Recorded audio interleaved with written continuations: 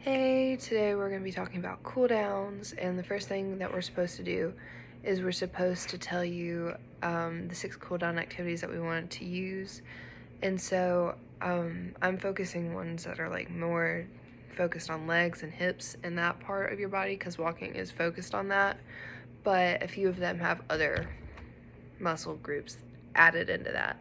So in the article that we have for reading this week, it said that light cardiovascular stretch or exercise is good because you're trying to slow your heart rate a little bit so you don't have like blood pooling to your feet and then it's not coming back up to your head and your heart, and then you could faint and become like dizzy. And so I was going to do light walking or cycling. Then we have the quadricep stretch, which basically stretches your quads. I feel like that's self-explanatory. It's just the one, I do it beforehand, but I feel like this one afterwards I do longer. I do it for about 30 seconds or longer depending on how tight it feels for me, because I have very tight muscles and it's an issue for me.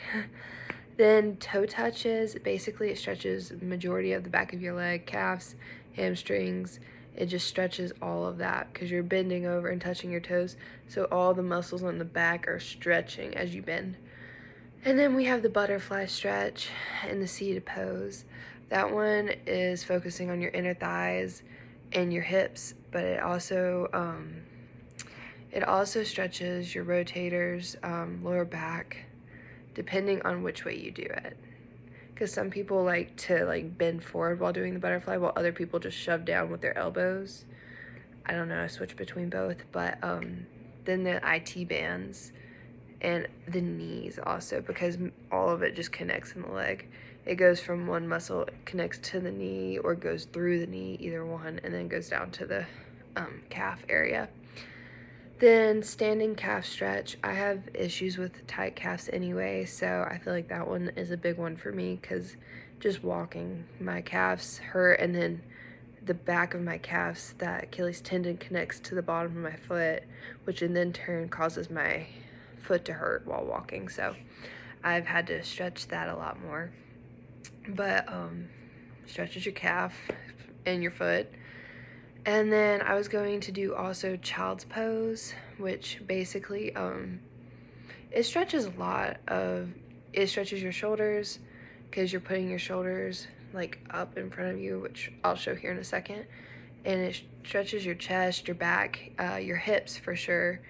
And then I feel like that one is more for like back, hips, shoulders, and just neck, and just stretching and breathing.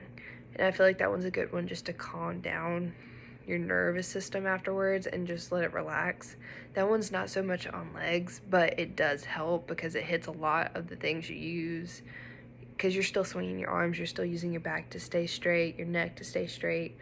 And then the last one I added, because I didn't know if you wanted cardiovascular light exercise to be included, so I added another one for the 6th actual like stretch, is the lying twist stretch. It stretches your back and your hips, and so I feel like that one would be a good one just to make sure like you're just making sure your back is like not too tight, because you want to stay ergonomic, plus it feels great, like it does. And so other than telling you that, we're supposed to show you them, which I will do now. I feel like the slow walking and cycling is easy to show you, even though I don't have a cycling thing with me, but just like easy paced walking, not so much like fast paced trying to keep your heart rate up walking. And then the quadricep stretch, I'm gonna probably hold on to something, but just holding this pose and just stretching that quad right there feels wonderful. So that is the first stretch. Then the toe touches. I feel like I could switch both between doing these, but you can feel it all back here, all the way up the back of your leg. And it's important to also like take deep breaths in through your nose, out through your mouth, and kind of sink into the stretch when you breathe out. And so I feel like I would do toe touches standing up, but sitting down also works. Then the butterfly, let me see where I need to sit for this one. So you put your feet together, as you just heard my hip pop, great stretch for your hips. And then you kind of just like sit up and lean forward, or you can shove down with your elbows. And it works your inner thighs and it stretches your hips. And so that one's definitely good for walking. And then standing calf stretch. So I don't have a wall right here. So imagine this is a wall. I'm gonna put imagine the wall. I'm going to like put that here and lean forward, and you feel that stretch as you hold your heel down on the ground, and you just stretch with the wall here, and you can just feel that burning throughout your calf. And then you do it to the other foot. But I also like putting my foot up like this and leaning forward because it really focuses on the back too.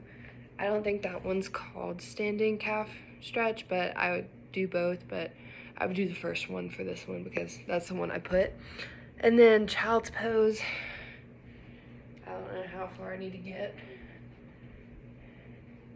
You're supposed to like stretch out, push your shoulders down.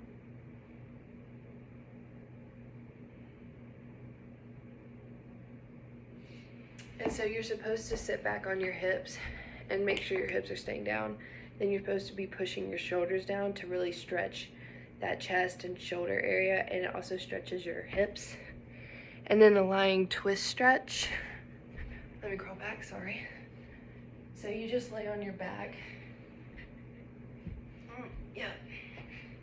And you kind of put your arms out, and then you just twist slowly, and you feel that stretch in your back. And you bring it back slowly.